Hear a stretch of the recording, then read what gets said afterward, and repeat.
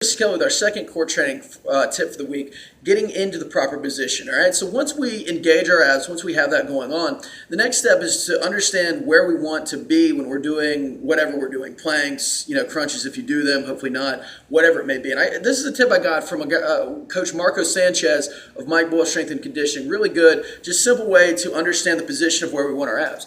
Okay, and so I want you to put one hand on your rib and one hand on your pelvis. Okay, now I want you to make these without moving your hands. I want you to make these farther apart. I'm going to do this on my knees so you can see me.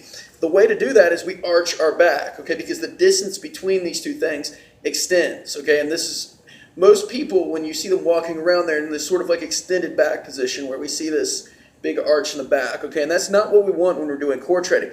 By the same token, what I want you to do when you're doing your planks, you're doing your crunches, whatever it may be, think about shortening these areas together. And so what do I have to do? Flatten my back out, crunch my ribs down to my pelvis, and so extended together. Okay, so we want these together the whole time.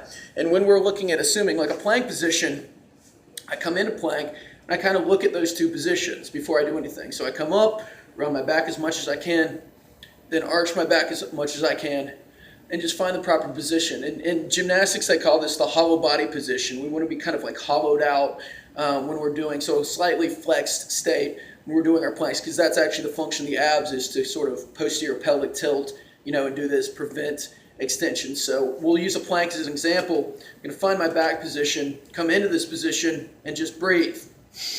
Deep breath in, blow out and tighten. Deep breath in, blow and tighten. And what you'll see as you're doing this exercise, eventually you're going to start to lose this position where it looks more like this, kind of doing the worm on the ground. And so when that is the case, either come down or just kind of re-engage. I tell people, get your back up, and I don't mean to shrug your shoulders or move your hips. I just mean to round out your back or hollow out and just work the breath. Again, by the same token, if we're doing dead bug, it's the same idea. What my back wants to do is arch here off the floor. And what I want to think about doing is engaging the abs and sort of pulling my hips towards my rib cage. So we're in this position.